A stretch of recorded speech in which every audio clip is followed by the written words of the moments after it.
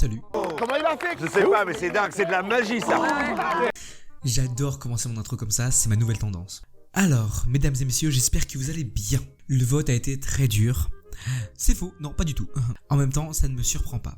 Et le film que nous allons aborder aujourd'hui, je n'ai même pas besoin de vous le présenter. D'abord, n'oubliez pas de voter pour le prochain film dans mon onglet communauté, soit Le Loup de Wall Street, soit le cas Richard Jewell. Mais entre vous et moi, je pense que j'ai déjà mon petit avis. Oh, comme c'est bizarre.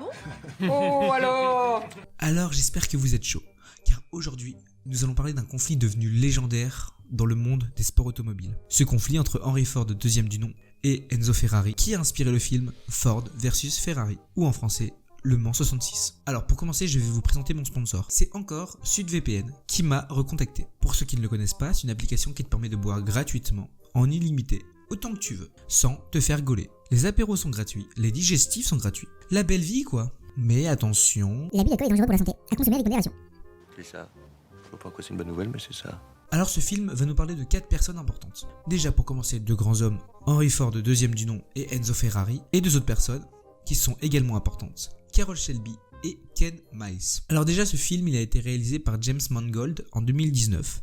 Si vous ne le situez pas, c'est lui qui a réalisé Logan, The Greatest Showman, que j'aborderai dans une prochaine vidéo, et surtout qui va réaliser le dernier Indiana Jones. Donc déjà, des gros films. Dans ce film il y a 2 grosses têtes d'affiche, et franchement je les aime tellement car leur jeu est incroyable. Et les réunir ensemble, c'est juste fantastique en fait. Pour commencer déjà, nous avons Matt Damon, qu'on connaît pour avoir interprété Will Hunting, pour avoir également joué dans la saga Jason Bourne, et qu'on a pu voir dans la saga Ocean Eleven. Et mon chouchou, Christian Bale, qu'on connaît surtout pour avoir joué dans Batman, la trilogie de Christopher Nolan. Mais il a également joué dans Machinist et American Psycho. Un acteur de folie. Alors déjà pour vous dire ce film, et moi je l'apprécie tout particulièrement parce que déjà le Mans 66, genre moi je connais le circuit, j'y ai été, j'ai marché dessus, donc c'est énorme en fait de voir un film sur ce circuit là. Enfin pas que. Il faut également savoir que dans l'historique, je suis quand même bien calé. Mais tout ce qui concerne la mécanique, l'automobile, je suis nul. T'es mauvais.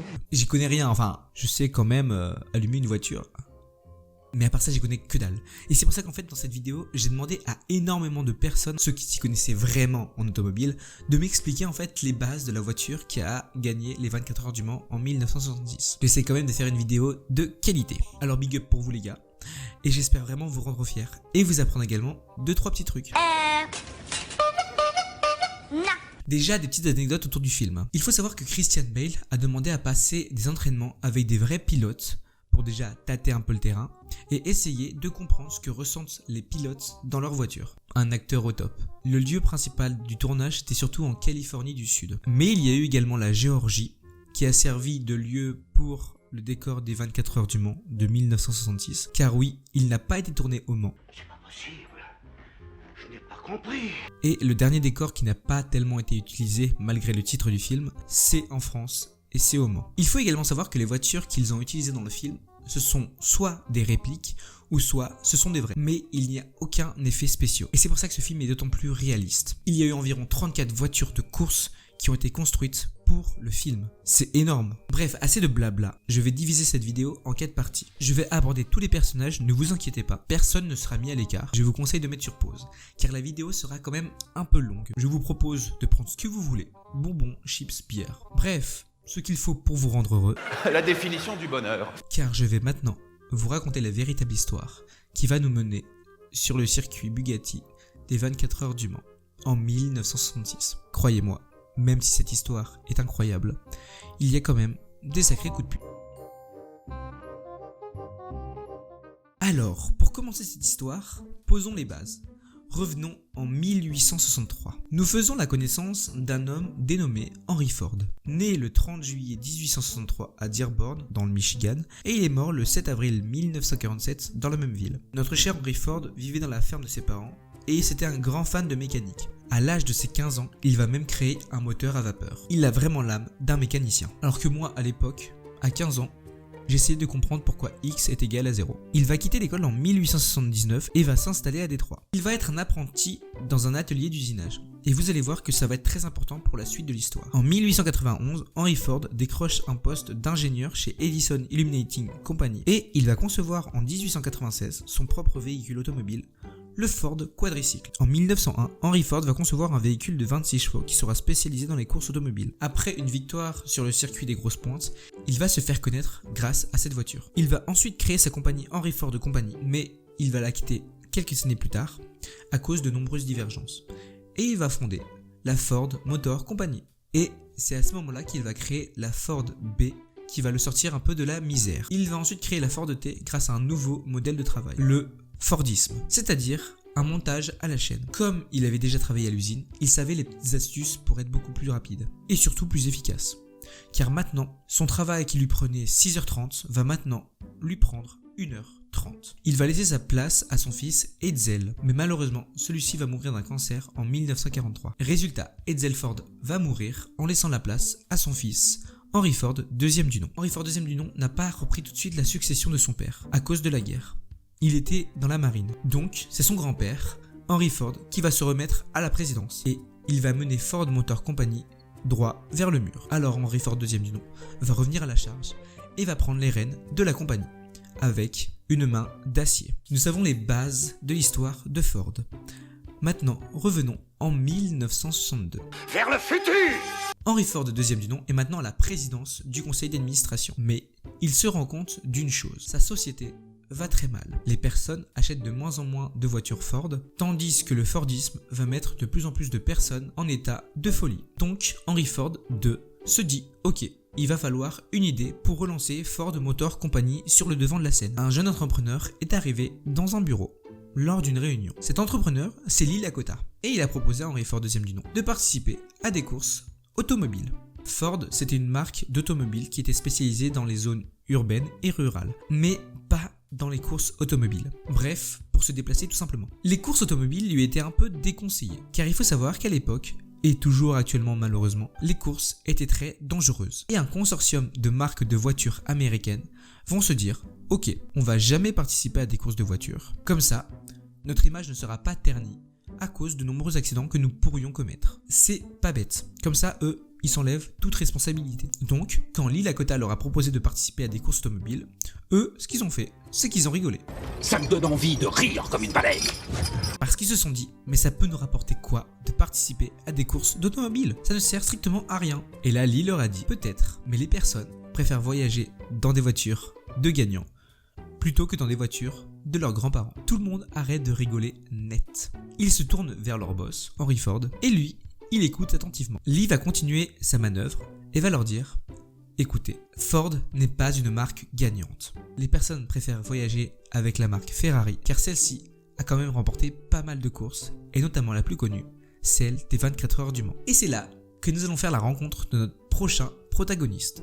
J'ai nommé Enzo Ferrari. Revenons en 1889. Enzo Ferrari est né le 18 février 1898 à Modène et il est mort le 14 août 1888 à Modène également. Alors, que dire sur ce génie? Alors déjà qu'il est attiré par les courses automobiles depuis qu'il est tout petit. Mais malgré ça, son quotidien est assez dur. Car il est né dans une famille aisée, mais son père ainsi que son frère vont mourir d'une grippe espagnole pendant la guerre. Et en 1918, il va l'attraper. Heureusement pour lui, il en guérira. Après la première guerre mondiale, il va essayer de se faire embaucher par Fiat, mais il échouera. Mais ce refus va lui permettre de rencontrer un pilote. Et grâce à ce pilote, il va réussir à rentrer dans l'écurie d'Alfa Romeo, où il va gagner beaucoup de courses.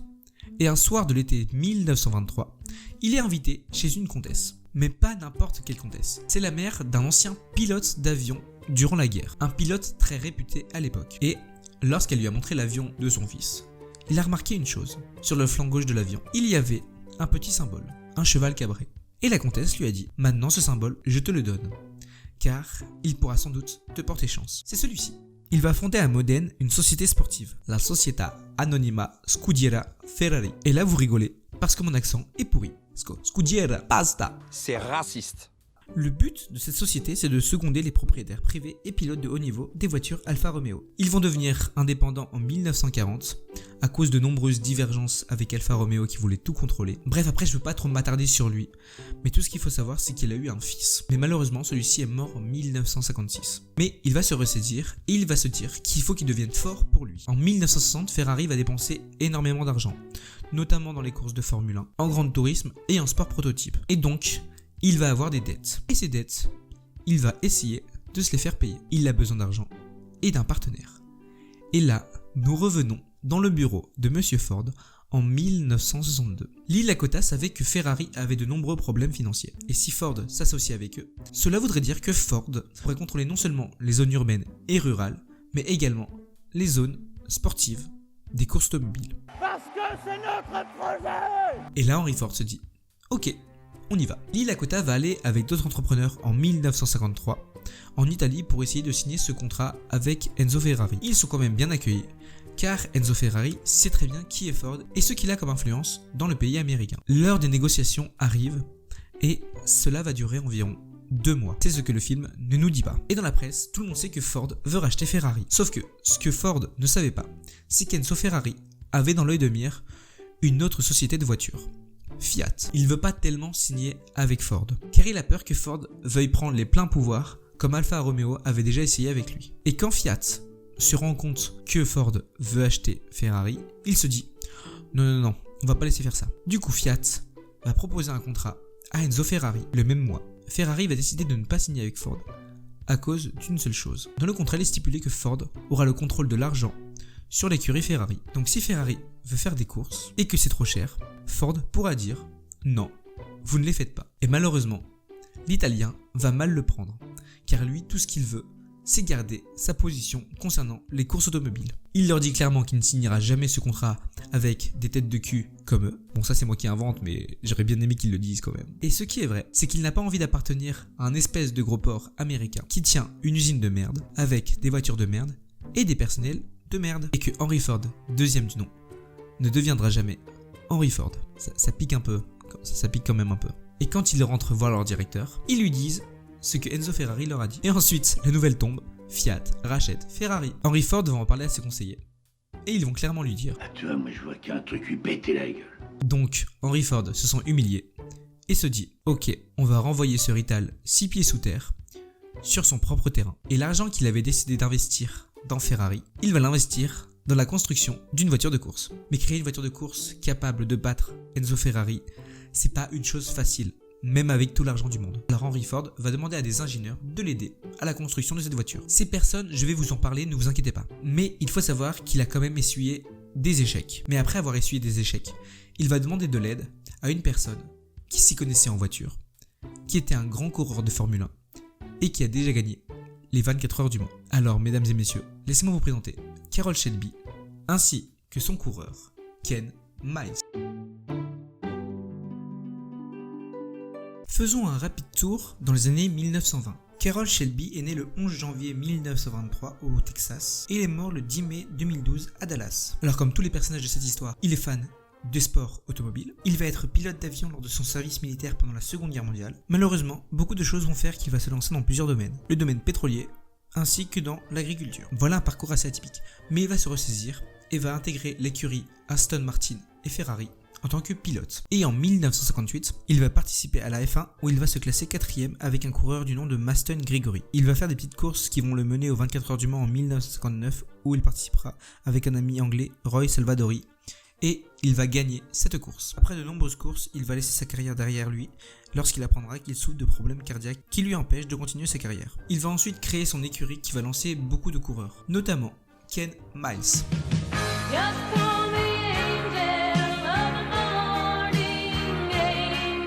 Ken Miles, lui, c'est un Anglais qui a émigré vers les États-Unis pour gagner sa vie. Il était sergent pendant la Seconde Guerre mondiale et il était connu pour dire ce qu'il pensait.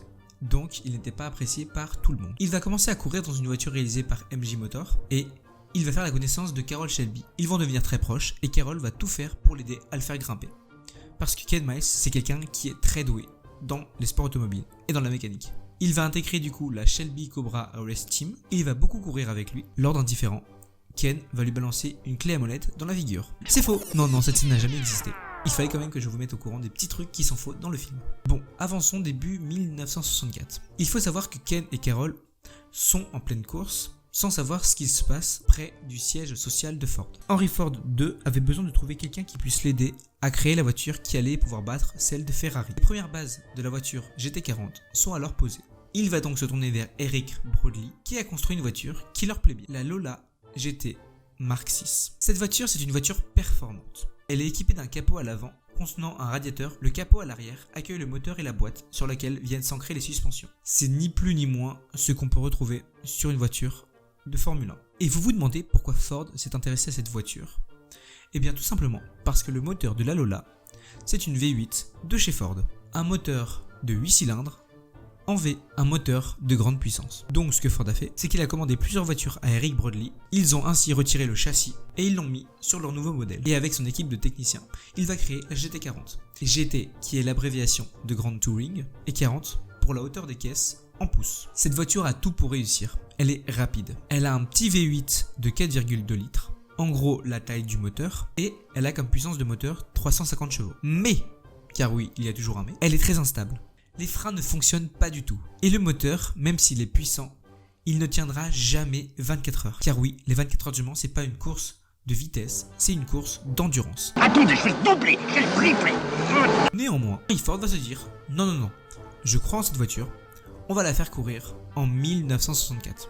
Et on va bien voir. Résultat, les voitures ne finissent même pas la course. Une voiture va être détruite, une autre va subir une casse moteur, et une autre va s'arrêter net. Bref, 3 abandons pour différentes raisons. Donc premier grand fiasco pour l'écurie Ford. Et en plus de ça, Ferrari va encore une fois remporter la victoire. Ford, il ne baisse pas les bras. Il se dit, bon, j'ai peut-être été un peu rapide, maintenant on va faire ça dans les règles. Alors je vais demander à un professionnel. Et c'est là que rentre en jeu Carroll Shelby. Lui, Carroll Shelby, tranquille dans son petit garage, reçoit la visite du cher Lee Lakota qui lui dit, nous avons besoin de votre aide pour nous aider à gagner lors des 24 heures du Mans. Cependant Shelby va lui dire, d'accord, très bien, c'est moi qui décidera comment sera la voiture, de quoi elle aura besoin, et surtout, de qui sera le pilote. Lee Lakota lui dit, oui, pas de soucis, y a pas de soucis.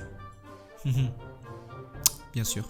Du coup, avec son mécanicien Phil Remington, ils vont essayer d'améliorer la GT40 Mark 1. Pour arriver à créer la voiture qu'ils veulent, ils vont avoir besoin de Ken Miles en tant que pilote et en tant que mécanicien. Ils vont tout changer et c'est là que ça va devenir technique.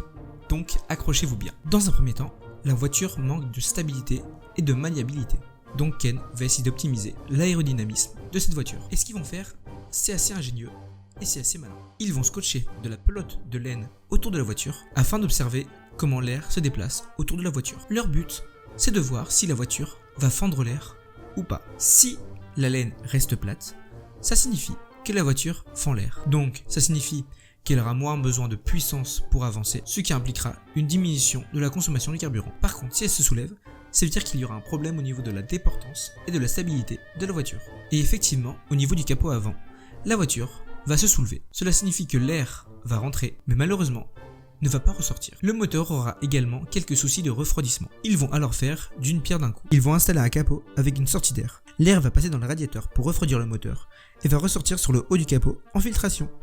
Et le fait que l'air passe dans la carrosserie, ça va créer un appui aérodynamique vers le bas avec de la vitesse qui va permettre à la voiture d'être plaquée au sol et d'aller plus vite au virage. Ils vont également apporter des modifications à la carrosserie et aux suspensions, rendant ainsi la GT40 plus maniable et plus stable. Mais Ken et Carroll se sont dit non, c'est pas assez puissant. Il nous faut autre chose qui aille beaucoup plus vite. Alors, ils ont installé un nouveau moteur et la GT40 Mark II est créée avec un moteur V8 qui peut contenir 7 litres. Et comme puissance, nous avons 475 chevaux. On peut pas plus? Ouais, c'est le max.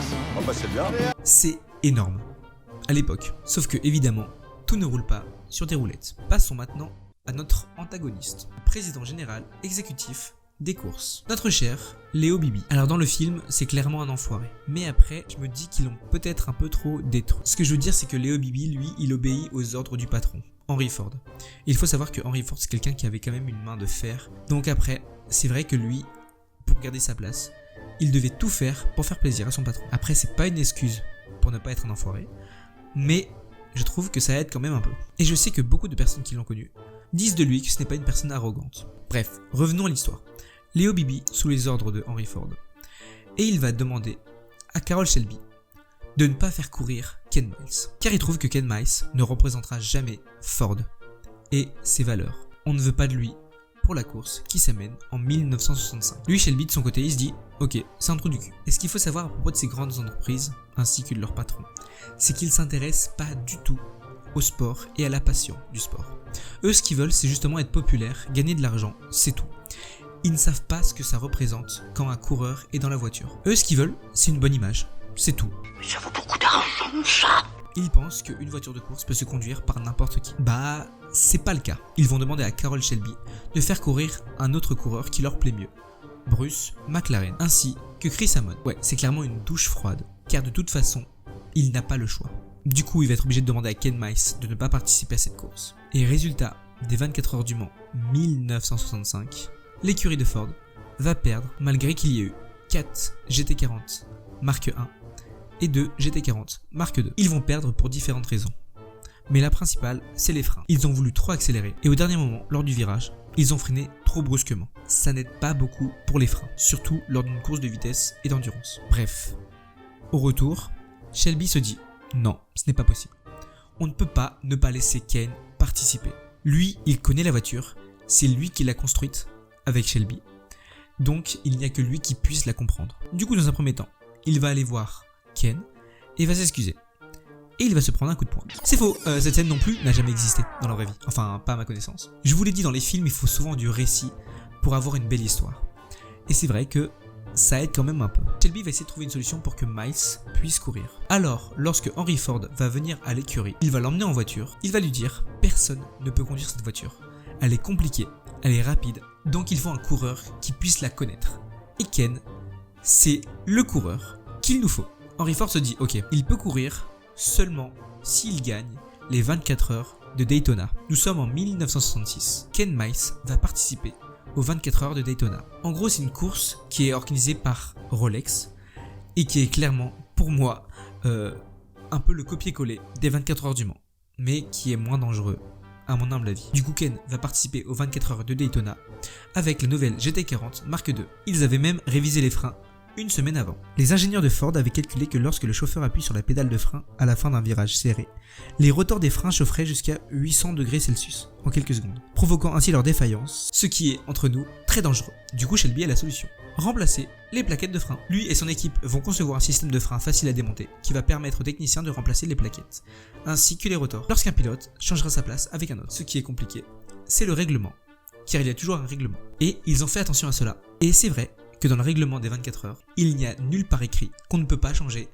un élément de sa voiture. Donc, on peut changer les freins. Alors, les 24 heures de Daytona se passent très bien. Surtout qu'à ce moment-là, il y a une écurie Ferrari qui y joue. Donc, le petit duel va commencer. Et si Ford réussit à battre Ferrari sur ce circuit-là, ils vont pouvoir se dire « Ok, peut-être que cette année, il va se passer des miracles. » Bon, non, pas vraiment. Et en vrai, c'était très serré. Mais Ford l'a quand même remporté sur Ferrari, car Ferrari n'aura pas tenu jusqu'au bout, car la voiture avait des problèmes de suspension. Et c'est souvent ce qui arrive quand on roule en Clio 2 et que les joints de culasse s'encrassent. Je déconne, en fait j'en sais rien du tout. Tu la fermes ta gueule. Et finalement, Ford se classe premier et deuxième, et pari tenu pour Miles qui vient de prouver qu'il fait partie de l'écurie Ford. Il a fini la course avec une moyenne de 174 km/h, avec 8 tours d'avance sur la seconde Ford Marque 2, celle du duo Dan Gurney et Jerry Grant. Et surtout, satisfaction personnelle pour Shelby, qui vient de montrer qu'il est imbattable, même contre sa propre écurie, et que lui et son pilote sont invincibles. Quant à Miles, lui tout va très bien. Il ne s'est pas arrêté là. Il s'est dit non, je veux continuer mon palmarès. Du coup, il va participer aux 2 heures de Sebring, en Floride, et il va encore gagner. Et là, Shelby et Miles, pour se féliciter, vont se prendre une bonne cuite. Non, c'est clairement moi qui invente à ce moment-là, mais ça aurait été bien. Et ils se sentent prêts pour participer aux 24 heures du Mans. Nous sommes en 1966, une date qui va clairement changer le cours de l'histoire automobile. Alors déjà, mesdames et messieurs, laissez-moi vous présenter le circuit Bugatti du Mans 66. Et là, on va rentrer dans mon moment préféré. Pour les non-initiés, la course des 24 heures du Mans est simple.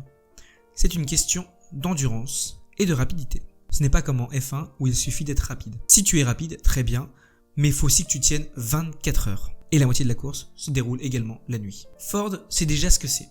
Il a participé 2 fois, et 2 fois il a perdu. Avoue que ce n'est pas une réussite. Et surtout ce qu'ils veulent, c'est détrôner Enzo Ferrari de ses 6 victoires d'affilée consécutives. Revenons à Ken Miles. Ken Miles, il est enfin arrivé au Mans. C'est la première fois qu'il met les pieds au Mans. Il faut savoir que le circuit a bien changé, évidemment. Le circuit, à l'époque actuelle, il ressemble à ça. Mais à l'époque, il ressemblait à ça. Les passages les plus célèbres sont le Tertre Rouge, Mulsanne, Arnage et la ligne droite des Unaudières. Ça rigole pas du tout. Et c'est à partir de ce moment-là que les incohérences du film vont arriver. Déjà, pour vous dire, Enzo Ferrari n'était pas présent lors de la course de 1966. Son fils est mort il y a 10 ans, donc il a voulu se recueillir sur sa tombe. ce que je peux comprendre. Donc dans le film, quand on le voit, bah en fait, il est pas là. L'autre incohérence, je la laisse pour la fin. Il y a 2 écuries Ford, l'une composée de Shelby American Inc. et Holman & Moody Essex Wire Corp, qui ont tous les deux des GT40 Mark II. Le départ est quand même assez stressant, car il faut savoir que lors du circuit des 24 heures du Mans, il y a à peu près 30% de chance, même 35% de chance, que vous ayez un accident. Donc le stress est quand même à son max. Le départ de 1966 se fait en épi, c'est-à-dire que les conducteurs vont devoir courir pour atteindre leur voiture et mettre la gomme, évidemment. Sauf que ces départs, faut aller très très vite, car les voitures, elles n'attendent pas. Faut foncer, faut bourriner. Bon, il faut savoir qu'étant anglais, Ken Miles, avant de prendre la course, il se fait une bonne tasse de thé. Il se met bien quoi. Il appelle sa femme, il appelle son fils, il leur dit qu'il les aime. Enfin bref, tout ce qui ressemble à des adieux, parce qu'on ne sait pas ce qui peut se passer. Lui, il est un peu devant les autres voitures Ford. Le signal est lancé, et la course peut démarrer. Mais, à cause d'un choc entre une Ferrari et une autre voiture, la voiture de Ken Miles est bloquée. Sa portière droite ne va pas se fermer correctement. Il va être obligé de partir, mais durant un tour entier, il va essayer de réparer sa portière. Malheureusement, en conduisant assez vite, c'est assez dangereux. Donc, il se fait vite doubler par tout le monde, il ralentit. Et arrivé au stand, sa portière est réparée. Mais bon, il a quand même perdu énormément de temps. Et ensuite, il fonce comme un taré. Et la voiture tient. Parce que ce qui est important à savoir, c'est que Miles connaît parfaitement la voiture. Il rattrape petit à petit son retard. Mais ce qui est compliqué en 1966, c'est la météo. Madame, monsieur, bonjour. Du soleil pour certains, mais de... Il a plu ce jour-là sur la course. Donc beaucoup de pluie et beaucoup d'accidents. Sauf qu'au moment d'entrer dans le virage de Mulsanne, c'est la douille, car ses plaquettes de frein ont trop chauffé. Du coup, il faut les changer. Et la pluie n'aide pas du tout. Et en plus, il se rend compte que Lorenzo Bandini, qui conduit la Ferrari, a 2 tours d'avance sur lui. Donc, pendant qu'il est au stand, Shelby, ainsi que toute son équipe, vont tout faire pour aller le plus rapidement possible, retirer les freins et les remplacer par des nouveaux. Évidemment, ça surprend tout le monde, parce que tout le monde pense en fait qu'il triche, mais non, le règlement ne l'interdit pas. Puis petit à petit, il commence à revenir sur les pas de Ferrari. Ferrari a peur, car Ford impose un rythme très soutenu. Ils doivent accélérer à mort, et souvent, ils ont le pied au plancher. Leurs voitures, durant plusieurs tours, vont se retrouver à bloc, c'est-à-dire qu'il ne pourra plus accélérer. Et vous vous demandez comment rattraper 2 tours sur une voiture, surtout Ferrari. Eh bien, ce qui va se passer, c'est assez dégueulasse. Ça marche, mais ça va leur retomber dessus, le karma. Shelby va quelquefois laisser des petits boulons par terre pour que l'équipe de Ferrari se dise « Merde, là il y a un souci s'il y a un boulon par terre. On va devoir le faire revenir au stand. » Ça paye. La voiture de Ferrari perd un tour, tandis que celle de Ken Miles continue à fond. Mais comme je vous l'ai dit, ce système va leur retomber dessus. Revenons à notre duel Ferrari contre Ford. Ils sont presque à mi-hauteur. Ken a réussi à rattraper son retard. Ferrari, là, il accélère depuis presque 10 tours. Et la voiture, on ne sait pas si elle réussira à tenir. Sauf que ces voitures-là supportent la vitesse, mais rarement l'endurance. Et ce qui va se passer, c'est que le moteur de Ferrari va exploser. Et Ferrari sera hors de course. Car, dès le début de la course, il ne restait plus qu'une seule Ferrari. De l'écurie de Ferrari, évidemment. Vu que la première voiture a eu un accident dès le début du parcours, et que la deuxième n'a pas supporté le rythme imposé par Ford. Donc, ce qui signifie que Ford a battu Ferrari. Pour l'instant, et seulement s'il gagne, évidemment. Là, ils sont environ à l'aube du jour, la pluie s'est arrêtée, et sur la piste, il reste encore 3 Ford GT40 Mark II sur les 8 qu'ils avaient commandés. Et il ne reste pas non plus les 5 GT40 Mark I. Ken Miles est sûr de gagner. Il le sait au fond de lui, que s'il continue avec ce rythme, il gagne. Le mec a battu Ferrari, et ce jour-là, il a battu beaucoup de records, ainsi que le meilleur temps sur le circuit. Et vous vous rendez compte que Ken Miles a gagné les 24 heures de Daytona.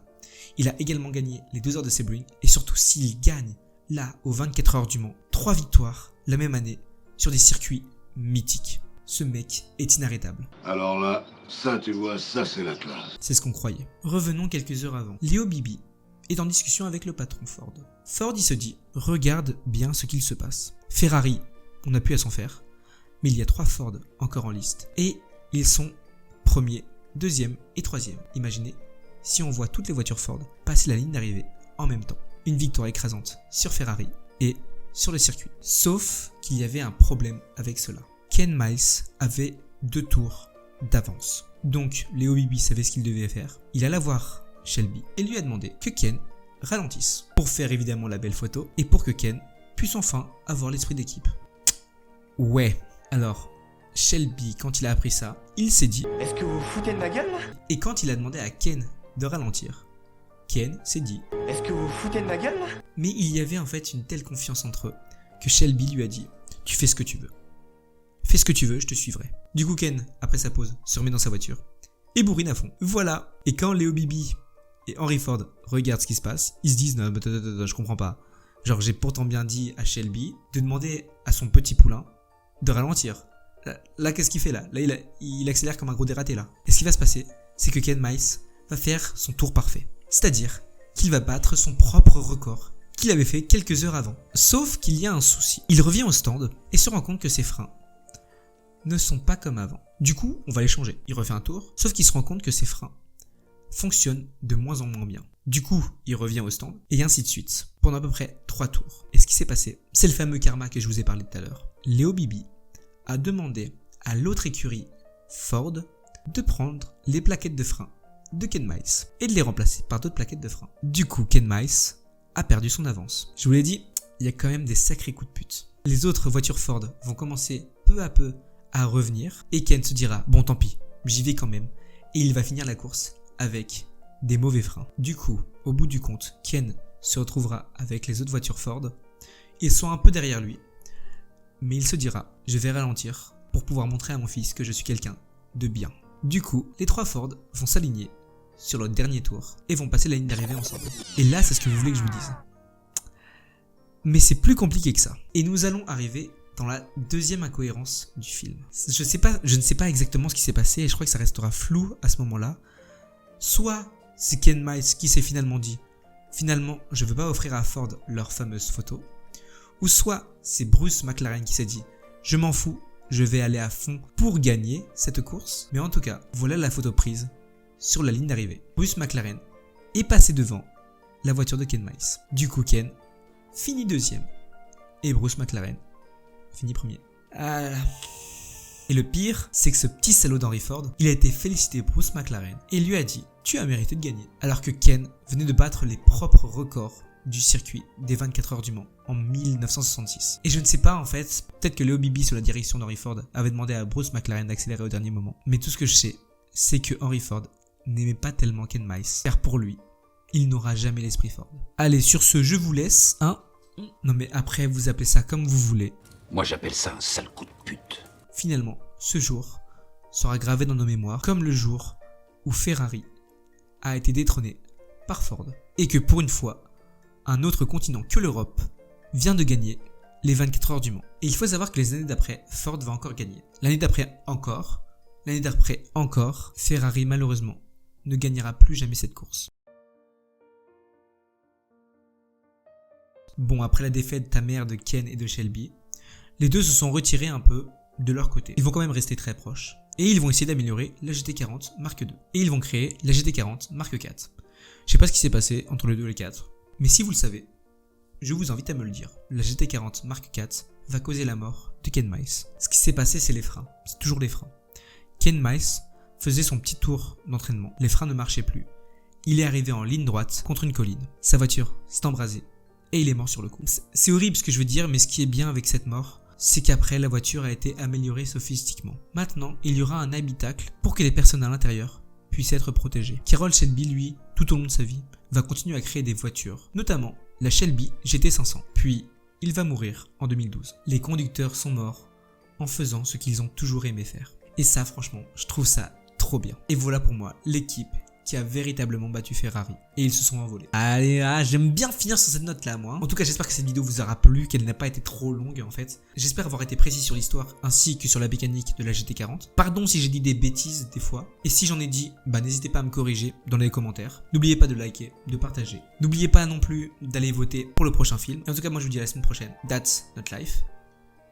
Et abonnez-vous. Non merci, je choisis de vivre.